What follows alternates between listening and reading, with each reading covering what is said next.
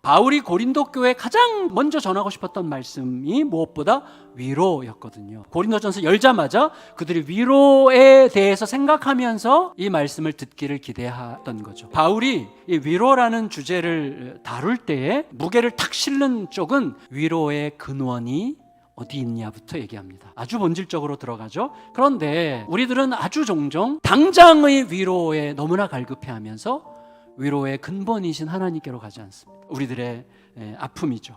그런데 여러분, 우리 하나님은 그냥 위로의 하나님이 아니라 모든 위로의 하나님이라 이렇게 얘기했어요. 그러니까 절대로 위로를 기대할 수 없는 상황에서도 위로를 주실 수 있는 분이기에 하나님 앞에서는 위로를 찾을 수 있다는 사실을 잊지 말라고 지금 얘기하는 것입니다. 여러분, 하나님은 어떤 분이세요? 근본적으로 죽음을 부활로 바꾸신 분이시죠. 완전히 끝장난 상황에서도 위대한 새 출발을 이루시는 자비의 아버지가 우리 하나님이시고, 그분이 위로의 근원이시므로 그분께로 향할 때만 위로가 시작된다고 할 수가 있는 것이죠. 우리가 하나님의 위로를 못 받는 이유는 나에게 진짜 필요한 것과 핀트가 안 맞기 때문인 것은 아니죠. 답은 간단해요. 우리가 원하는 위로가 따로 있기 때문이죠. 우리는 여전히 하나님의 위로가 나에게 위로가 안 된다는 상황에서 위로가 없다고 계속 느끼고 있을 뿐이라고 할 수가 있는 것이죠. 죽음을 부활로 바꾸셨다면 어떤 상황에서 위로를 못 받겠습니까? 우리는 이미 주신 은혜를 새로운 방식으로 기억해내므로 현재의 고난을 너끈히 이겨내는 거예요. 바울이 볼 때 고린도 교회에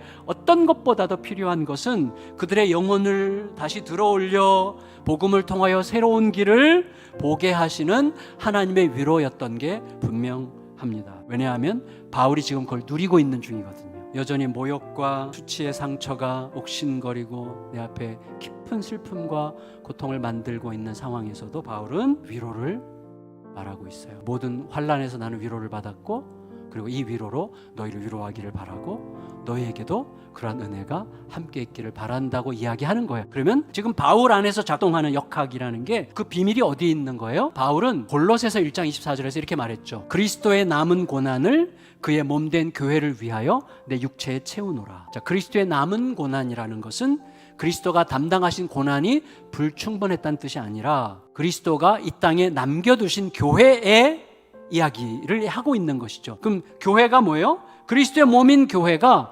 그리스도처럼 존재하기 위하여 생명을 낳는 존재가 되는 거죠. 근데 생명을 낳는 방식은 뭐예요? 깨뜨려짐이죠. 그리스도처럼 생명을 낳기 위해 스스로 깨뜨리는 고난에 참여하기 위해 기꺼이 몸부림하는, 이게 그리스도의 남은 고난이죠. 그래서 어떻게 해요? 얼마든지 손해보고 얼마든지 포기하고 얼마든지 희생하더라도 잃을 게 없다고 생각할 수 있을 만큼 이미 그리스도께서 나의 모든 고난을 압도하고도 남을 만큼의 넘치는 고난을 받으심으로 나에게는 넘치는 위로를 주셨다는 사실이 내 안에서 동시에 깨달아질 때, 이 두 가지가 겹치는 순간 내 안에서 위로가 솟아오르는 거예요. 위로자가 되는 것이죠. 우리들은 대부분 현실에 반응하는 자들이에요. 그래서 고난이 오면 짜증이 나가고 분노가 나가고 들어오는 대로 그냥 내보내죠. 근데 자기 현실이 어떻게 되든 가족과 세상을 위로할 수 있는 자로 변화되는, 그 사람 힘든 거 분명한데 그 사람 보면 왠지 위로가 돼. 그런 존재로 변화되는 게 우리들의 소망이죠.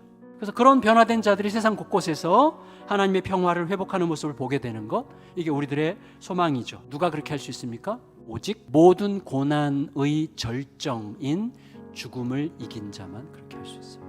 반응자에서 위로자로 변화된 신자들이 시름시름 죽어가던 자들을 살리는 모습을 꿈꾸는 것, 이게 우리들이 갖게 된 소망이고, 우리 안에 이 소망이 있습니다. 이 소망이 현실이 되는 것을 늘 함께 보면서 이 아름다운 길을 꿋꿋하게 걸어가는 저와 여러분들이 되시기를 예수님의 이름으로 축원합니다.